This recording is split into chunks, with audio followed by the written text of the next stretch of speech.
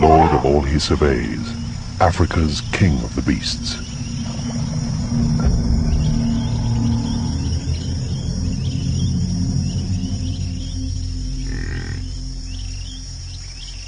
A study in strength, a supercharged hunting beast, the most symbolic ever, commanding beauty and steely-eyed power. Nothing else quite says Africa like a lion.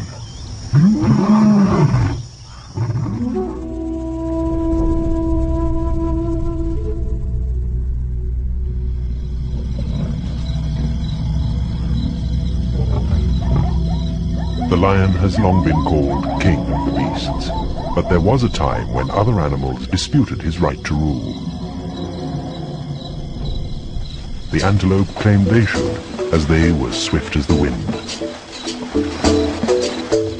The elephant trumpeted his challenge, saying, "I am wisest and stronger than you. I can crush you underfoot." The baboon too demanded to be king. His agility and cunning gave him the right, he said. And yet another, the eagle, staked his claim because he had the power of flight.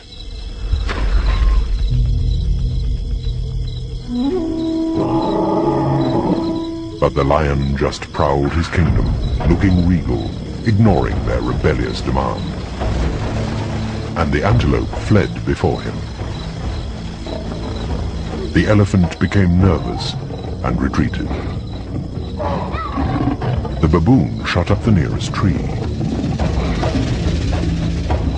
And the eagle soared far out of reach. None could challenge the lion's supremacy. He knew it was just words. Not one had the courage to be king.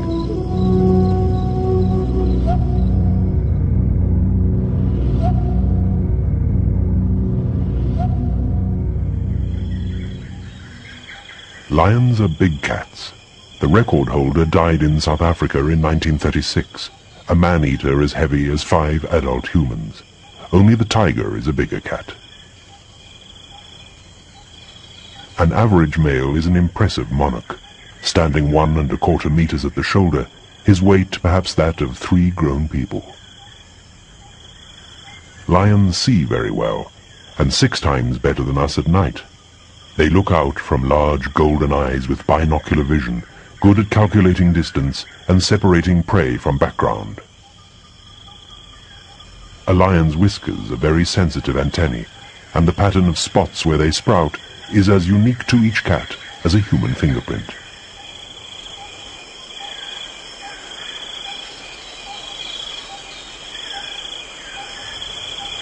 A lion is a study in controlled power.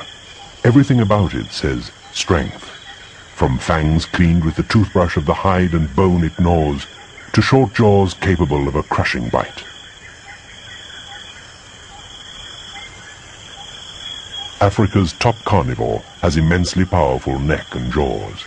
Its real strength lies there and in its forequarters, enabling it to drag dead weights much heavier than itself.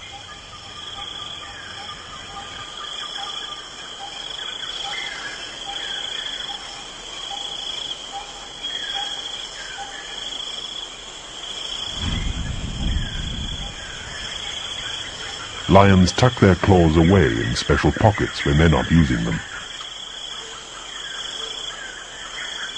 These spring-loaded switchblades need to be sheathed to save wear and tear, especially when padding round their kingdom.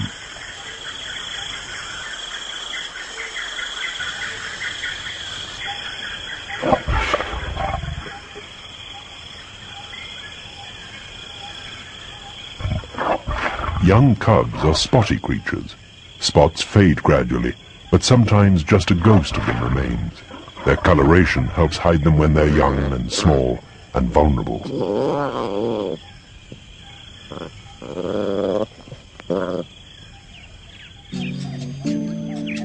Just very rarely, a white lion is born.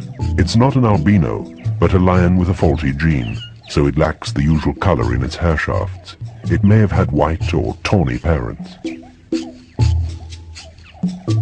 This ethereal-looking animal has yellow eyes and a black nose, not albino pink. The great hallmark of a male is his mane.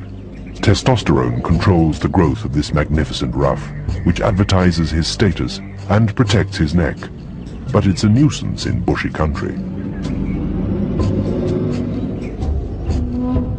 Stress can make a lion lose handfuls of mane, but this one's having a bad hair day for a different reason. It's not a he, it's a she, a female overdosed with testosterone.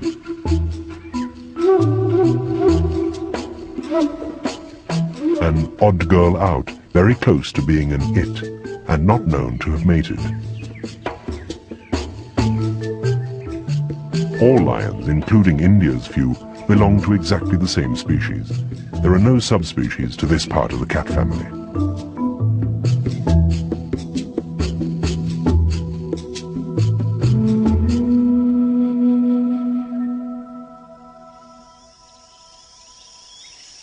A pride of lions is so familiar, it's easy to forget it's something very special, because lions are the only cats that live in a group, and it's the key to their success.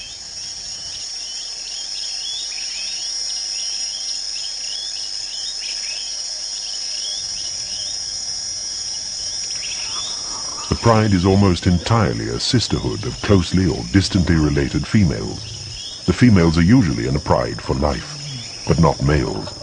They are evicted at about 3 years, and can have a very tough time of it after that.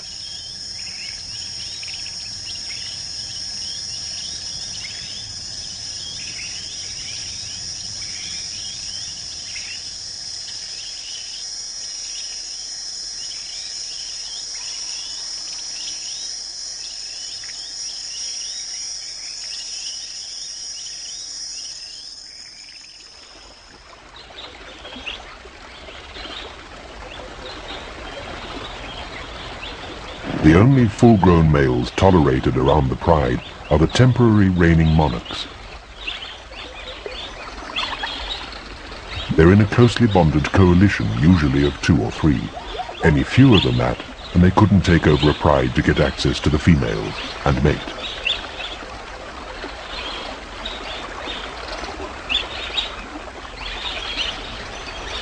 The males are kept on their toes when the females are on heat.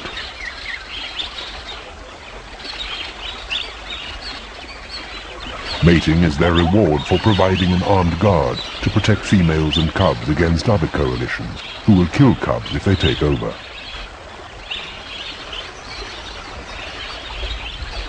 Once a male has laid claim to a female, his allies usually keep a respectful distance, but not always.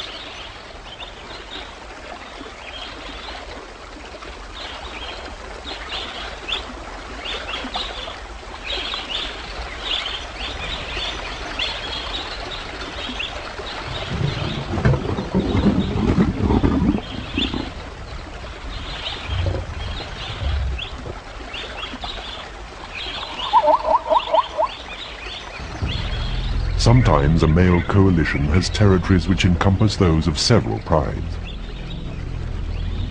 This big male has one overlapping the border of Botswana and Namibia. He strides round it confidently, watching for rivals who might slip in and try to mate with the females under his protection.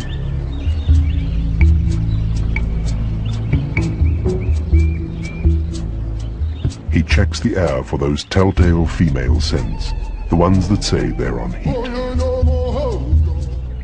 Beefy muscles and a splendid mane are his status symbols, but he's like a weightlifter who sacrificed speed for strength.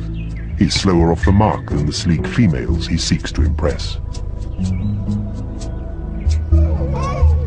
Not that that troubles them. Mane and muscles indicate he's a survivor despite his handicaps. Good breeding blood flows in those kingly veins, and when she chooses, the lioness shows willing to mingle it with hers.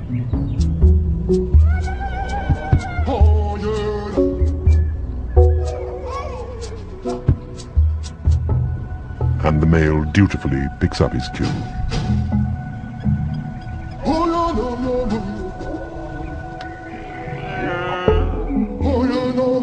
A ruling male is likely to have a short reign, usually just 2 years.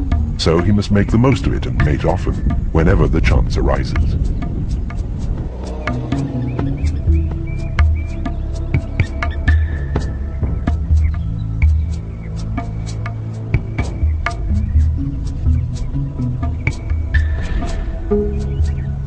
about 6 days, he sticks to her like glue, and throughout the day, every 20 minutes or so between rests, they mate.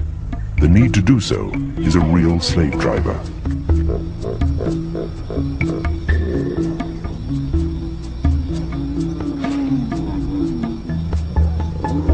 Even at nightfall, there's no let-up.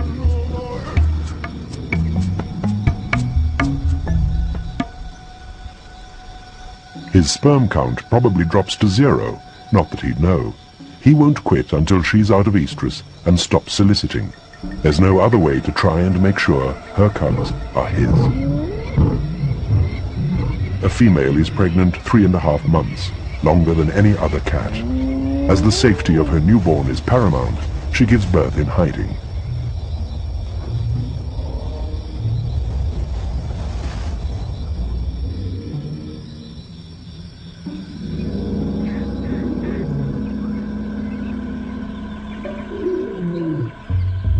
She moves her cubs from den to den for their first 6 weeks, and only leaves to hunt and eat. While she's away, there's no one to watch over them.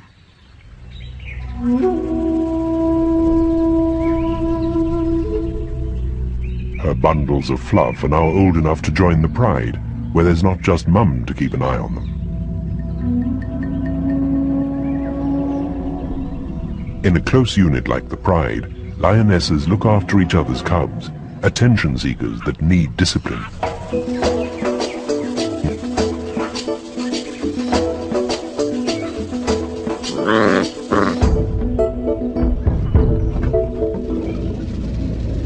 Even non-related females will put up with typical cheeky kittenish behavior, if it doesn't go too far.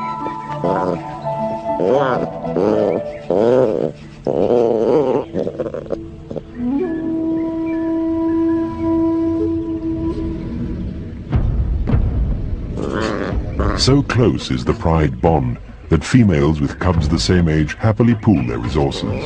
They play and groom and suckle across the board. It's a real working commune, with plenty of childminders.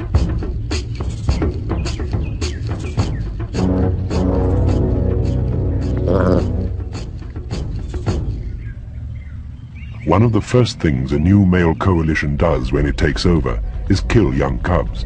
This is not cruelty nor viciousness, but a simple, overwhelming need to breed. With no young to rear, the females will mate again. Both have the same drive to pass on their genes. So a pride may have several litters the same age, all with perhaps one shared parent. And their bond leads the females to share cub care, even down to suckling.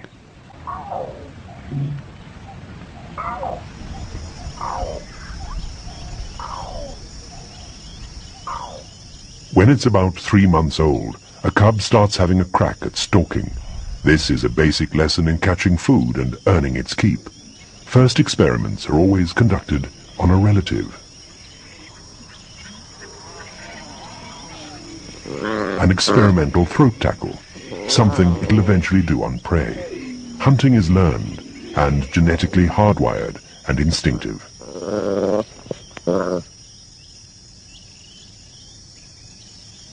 It's never too soon to find out why bark grows on trees, to keep a lion's claws sharp. But at this age, on a milk diet, toothpicks are unnecessary.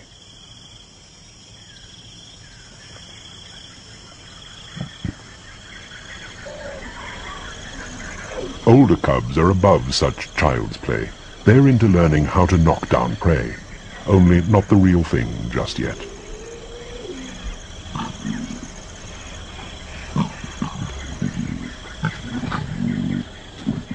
The older they get, the rougher they play. Claws are sheathed, but a playful swipe has substantial muscle behind it.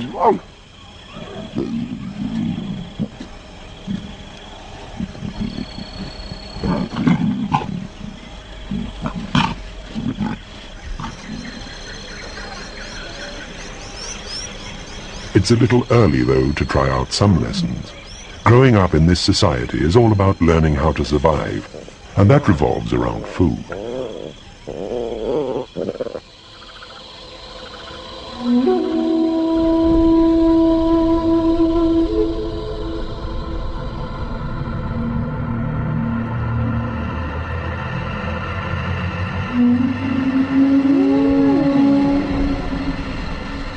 Lions can rarely eat in peace. The smell of death quickly attracts scavengers. A large kill provides plenty of scraps, which a black-backed jackal snatches, if it dares.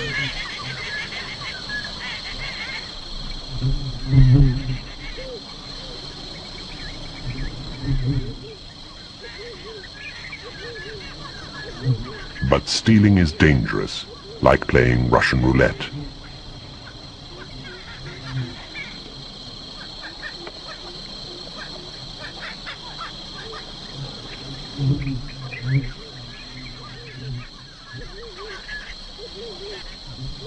Scrounging off a big cat may be nerve-wracking, but it can be the way to survive, and jackals are very good at that.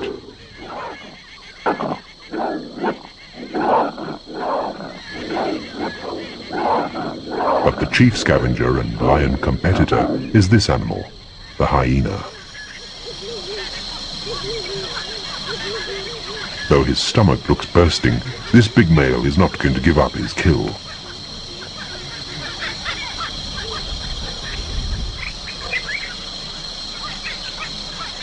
A large enough hyena pack can drive lions from their kill, but in this case, the male has backup.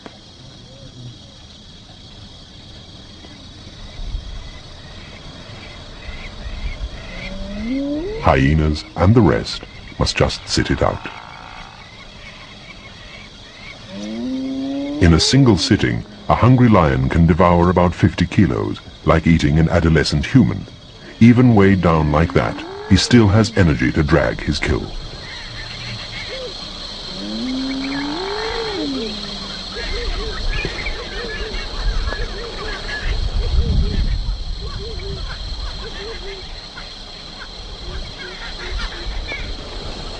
Just half a dead buffalo must easily weigh as much as he does.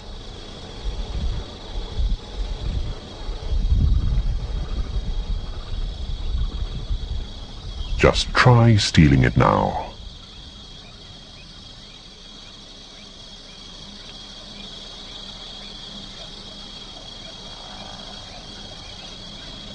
A group of lions can naturally defend a kill better than one, and that's another big advantage of their unique social lifestyle.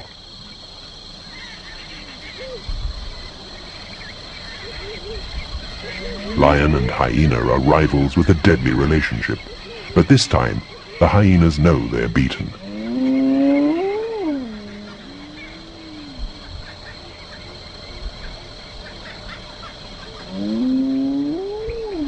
The lush green heart of the Kalahari is the Okavango, a place of many herbivores.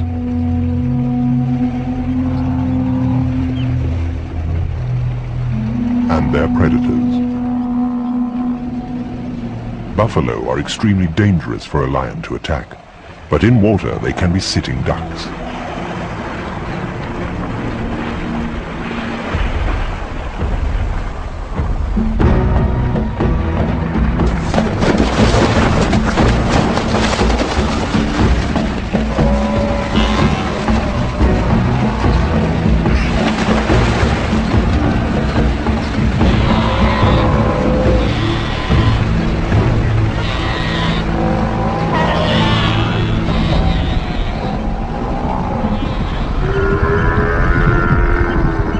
Lions kill by suffocating.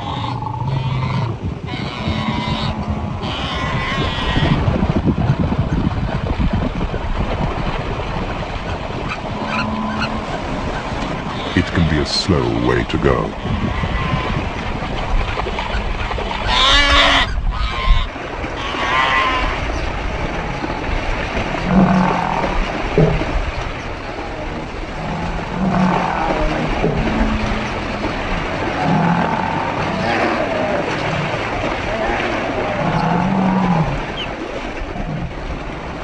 Now here comes the rest of the family. Keen to help, but youth and inexperience make them more of a hindrance.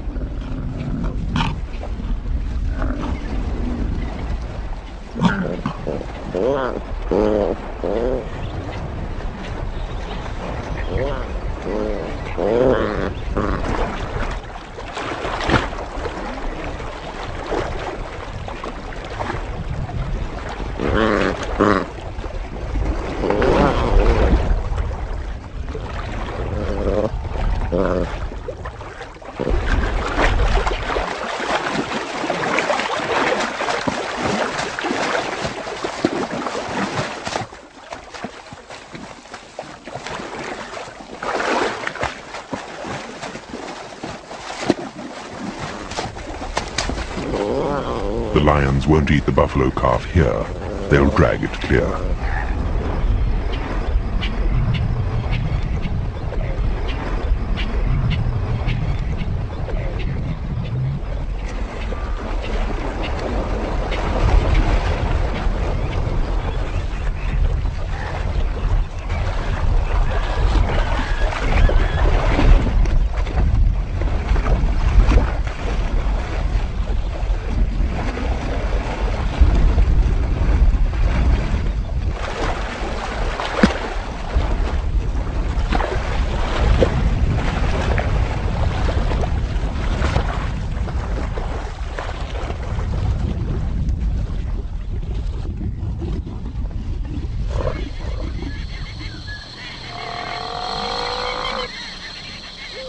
The pride gathers round. The cubs are still hesitant and awkward, but they'll quickly learn what to do by copying their elders.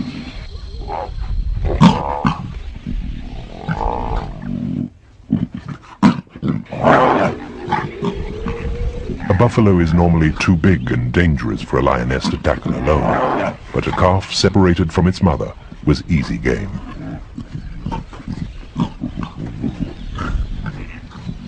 Mealtimes have a pecking order. Normally, adults feed first. Today they stand back and allow the cubs to.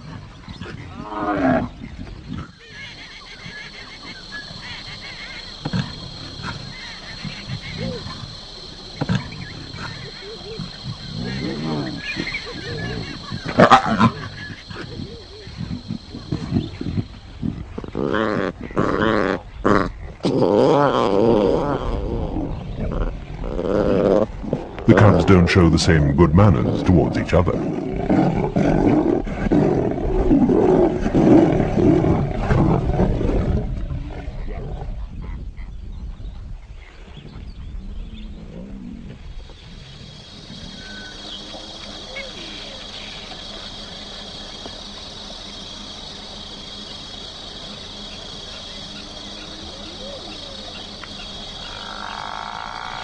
The bigger a kill, the more food. Group living means there are more lions to make big kills, but some prey animals are small, and this one, the warthog, provides lions with many a meal.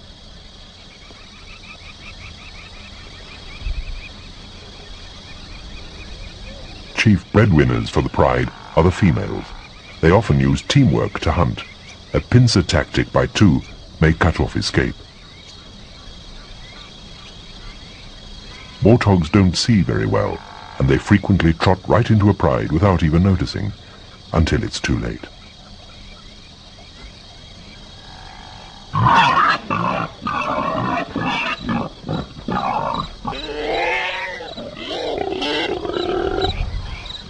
There's a lineup of keen and hungry spectators. There won't be much to go round, but they all move in.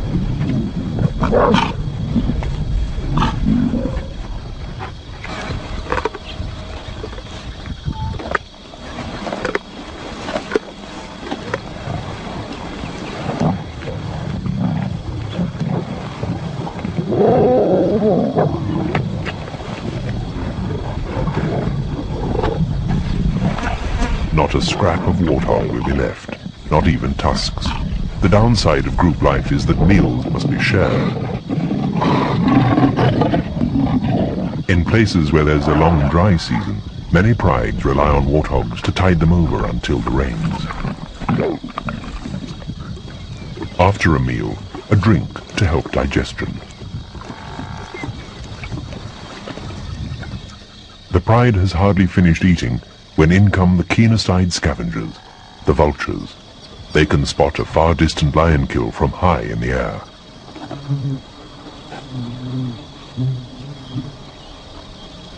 Some diners are still at it, but the vultures will head the food queue.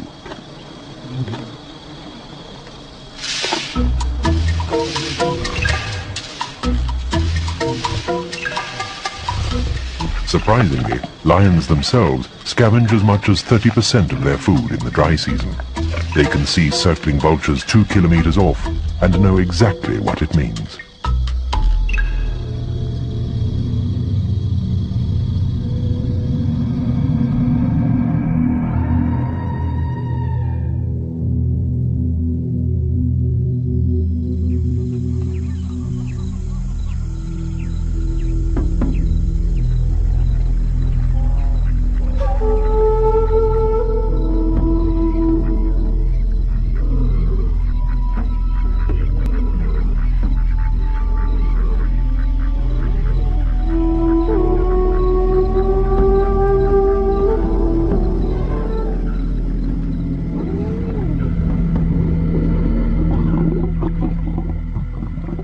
lion's usual home is the savanna.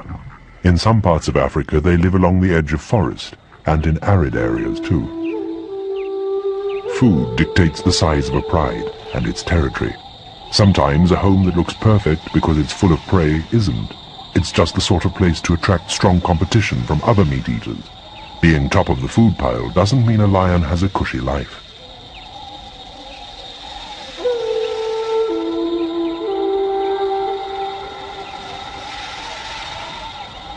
If prey is thin on the ground, a pride may need a territory bigger than Paris. But in really good habitat, something only like a small town. Where the grass is greener, the hunting's easier.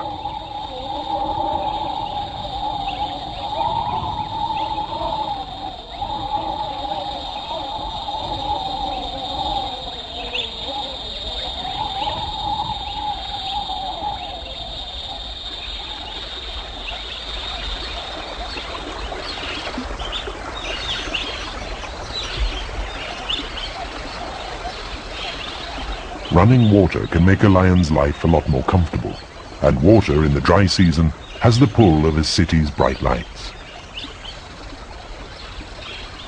Lions can't resist them, because water holes are where the prey is, and because lions need water, like everyone else.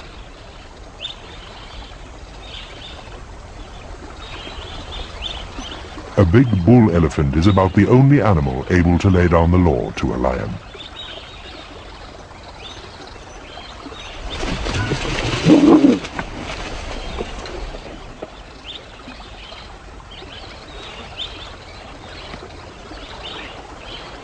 "1-0 to the elephant. Conflict is a fact of life in the dry season, when everyone's after the same evaporating lifelines.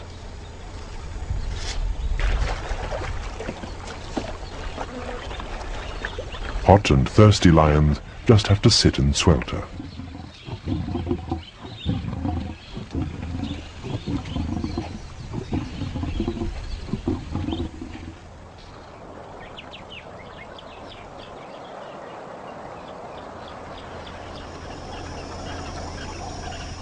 In Zimbabwe's Mana Pools region, prides have territories of over 200 square kilometers.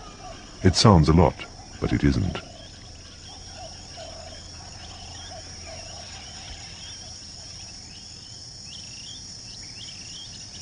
It's an area where water comes and goes as the pools fill up in the rains, then vanish in the dry. When it's wet and green, it's full of meat on the hoof. In Lionland, females hold the territories. It's where most were born and schooled in what to eat and where and when. And it's the female who usually leaps to the defense of her home, not the male. He'll only fight off other males, but she has her cubs to think of and needs to make sure other prides don't steal her prey.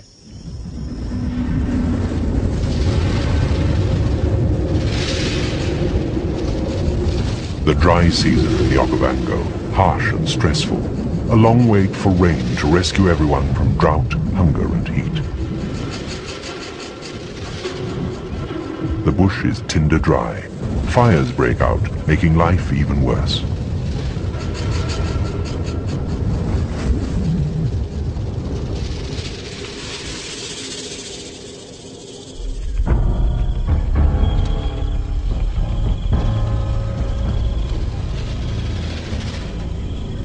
For most, it's a hard slog to find food and water in a landscape brittle with drought.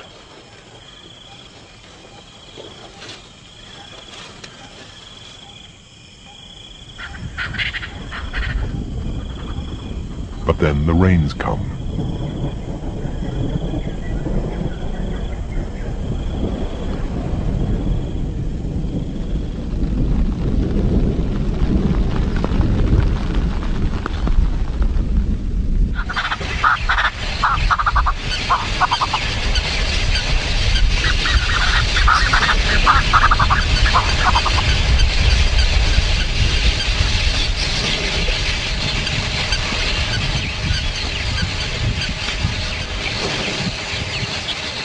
The lions are still doing what lions do best, relaxing.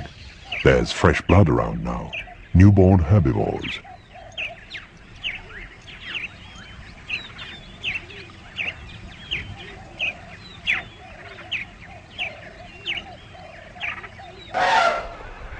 The Okavango's vast flat delta flows strongly again, its intricate maze of waterways fully topped up.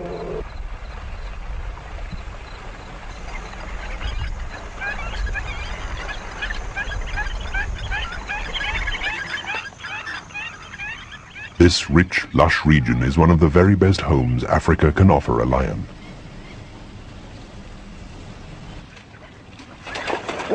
And the proof is that here small territories provide a living to large prides, because they have so much to eat. And this food dependency began a very long time ago.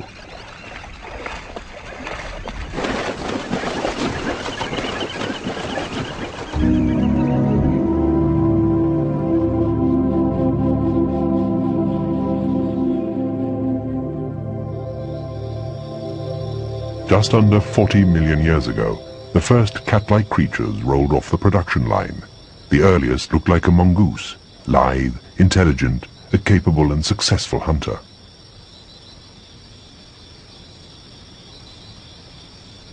This was a time of global cooling. The lush forests that grew everywhere began to shrink, and grassland took over, the habitat of herbivores. And that paved the way for more carnivores.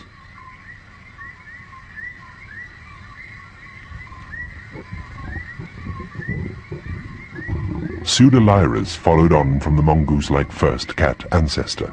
It evolved in Africa and was as big as a leopard and as good a tree climber.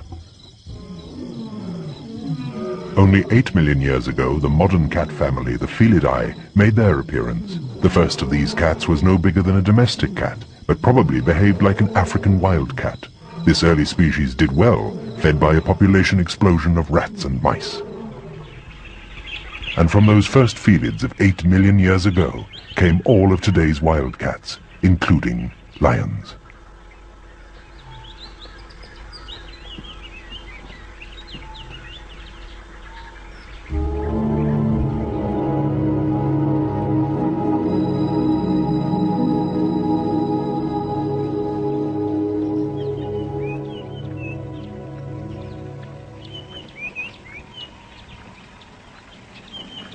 Lions are seriously laid back.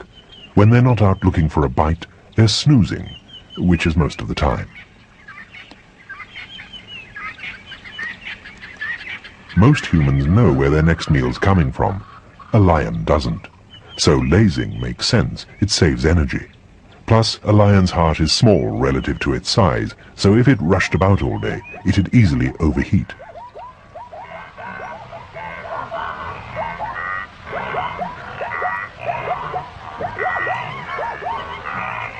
But when it's time to hunt, gone is all shred of indolence. A big, solid predator like a lion relies on sneaking close to prey before the surprise assault, especially important in a wide-open place like the Serengeti. Hunting strategy number 1, lie down and lull them into a false sense of security.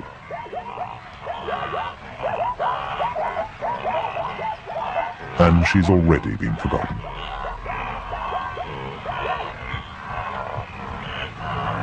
Now she starts to stalk. First-class muscle control and an extremely supple, flexible spine enable her to move like this.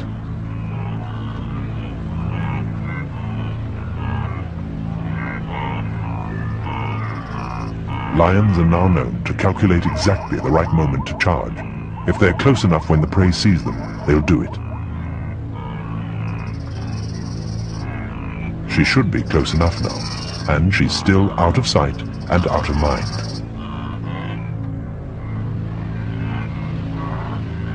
When she goes, she can do 0 to nearly 60 kilometers in just 4 seconds. A turbo car on 4 legs.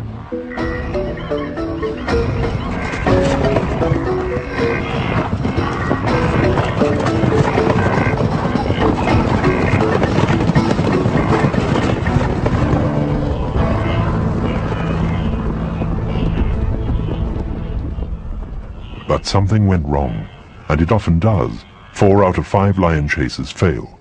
A successful hunt is not just skill, it's luck.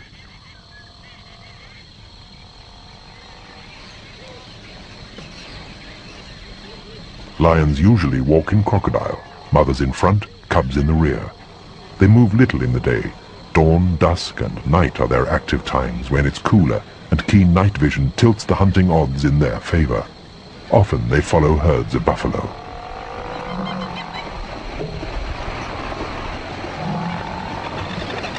Lions are not like their larger cousins, the tigers, who love to be up to their necks in water.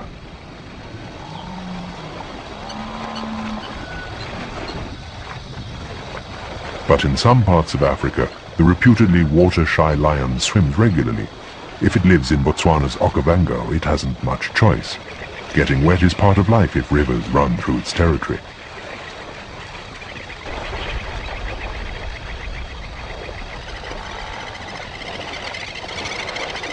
A good doggy paddle gets them where they want to be.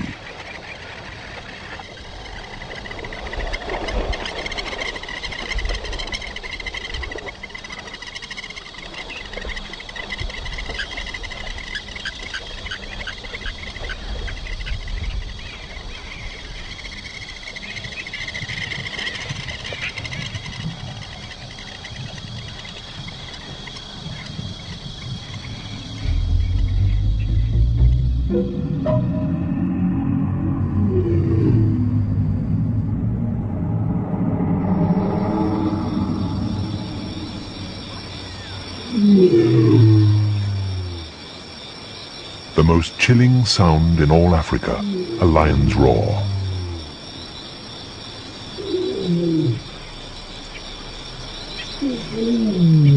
This thunderous greeting to the dawn has the same decibels as a small plane taking off.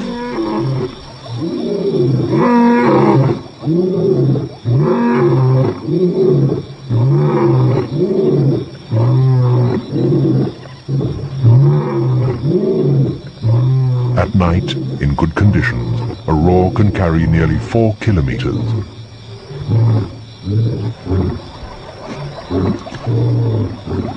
Lions roar most at dusk and dawn, because that's when sound carries best. And both sexes roar, not just the males.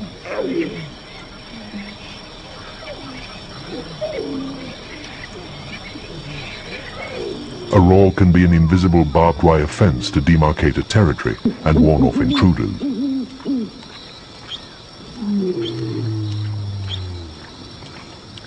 Roars are also contact calls. Animals that live in groups need a way of telling the others who they are and where they are over a distance. A full-blooded roar only comes with adulthood.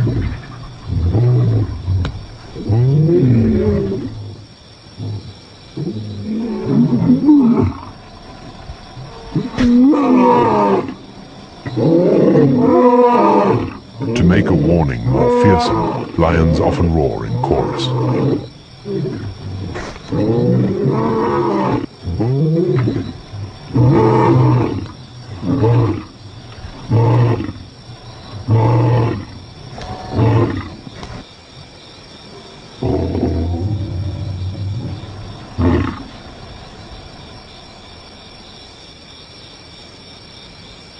That should head them off at the pass.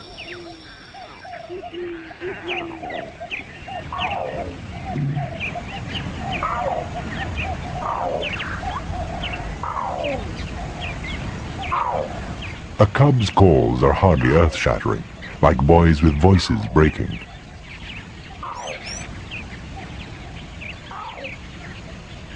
Just as good as a roar are silent signals, the messages written in invisible ink on notice boards of tree, grass or bush. Lions get their pedicures on bark. Raking talons keeps them sharp by stripping off worn outer layers. And scent glands between the toes may also paste up chemical messages.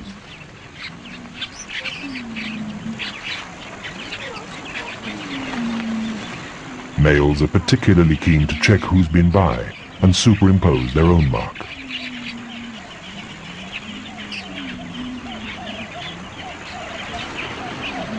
If you live in a group, it's a good idea to stay friends, and body talk's a fine way to do it.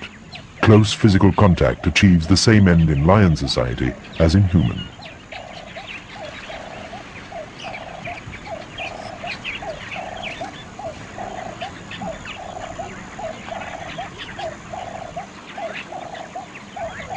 After a friendly, respectful sniff, which also checks out status, a good lick.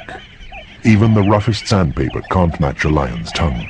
A few judicious licks with something that can strip skin from a dead animal do an excellent job of winkling out dirt and parasites.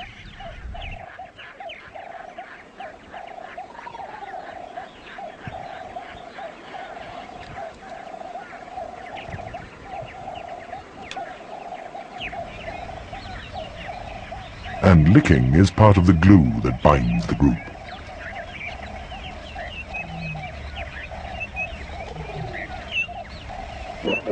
And if you live in a group, order in the ranks is a good idea too.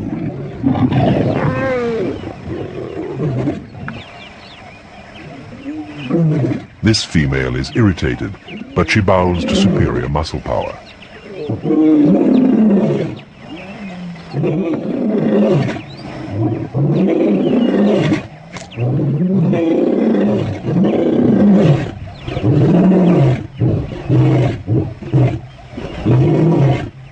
Though the lion may be saying he's in command, the real decision makers in this society are the females.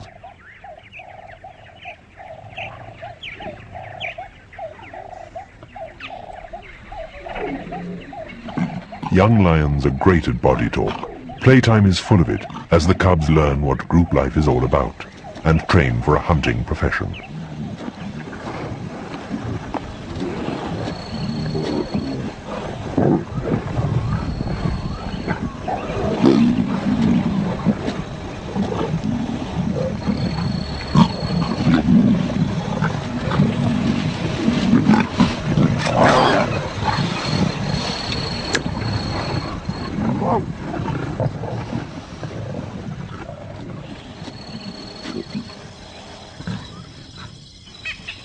Some of the key notices in lion language are pinned up by females on heat.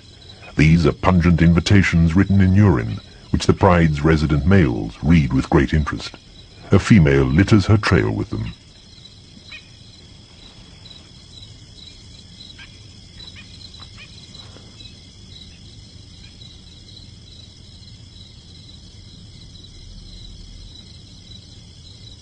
He has a gland in the roof of his mouth that interprets her messages very precisely. Grimacing like this, he gives the gland maximum exposure to increased estrogen in the female's urine. Scent molecules of it hang in the air and lie on the grass.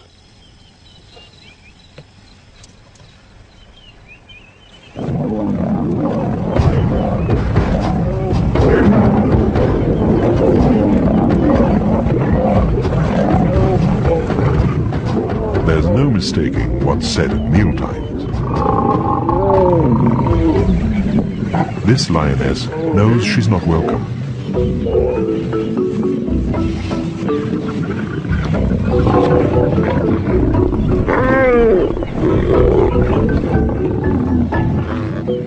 Sometimes a kill gets them so excited, the lions paw the ground round it in a misplaced scent-marking activity.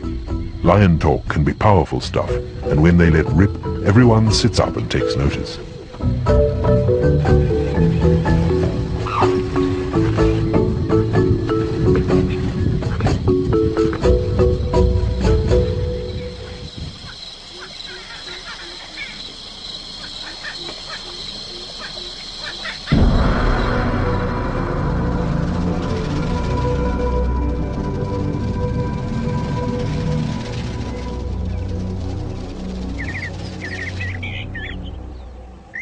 It might seem a breeze being Africa's top carnivore, and it is when they've killed and can't eat another thing.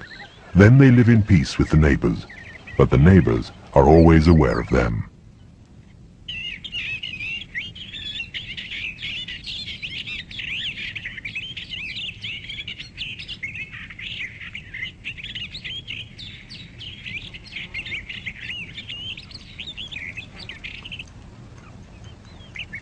The bustard needn't fear. This lion's just taking a walk. A lion's prey can tell the difference between a lion lazing and a lion giving the menu a look over.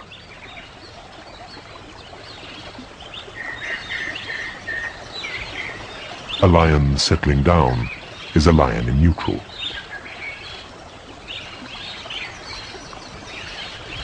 giraffe can drink without fear.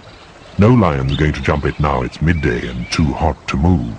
They're all sleeping it off.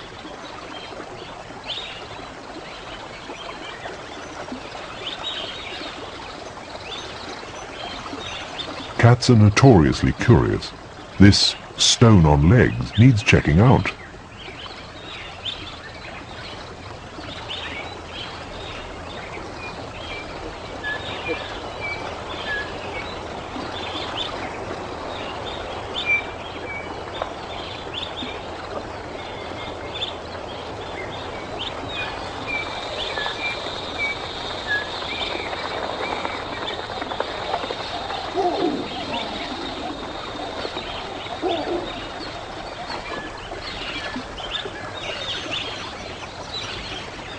Is it playing with the tortoise, or looking for a snack?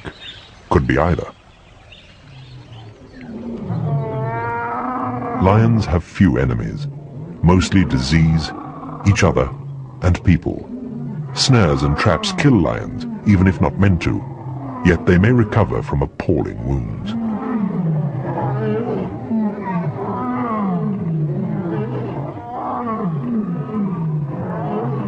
Lions and tigers are the cat world's only regular man-eaters, but usually they avoid people. Very wise in respect of East Africa's Maasai tribe, their ultimate test of manhood and bravery was to kill a lion, just with a spear. But this ancient rite of passage no longer exists. Since the 1970s, Kenya has protected its lions.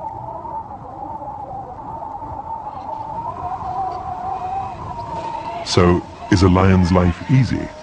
Though he might reach the ripe old age of 14, a male's can be full of punch-ups and aggro. A female can manage 17 years, years full of child-minding, risking life and limb in the hunt, and warring with neighbors.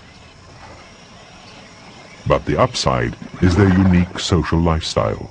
Their prides give them greater strength, hunting prowess, and success.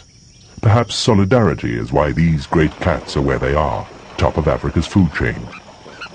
Kings of the carnivores.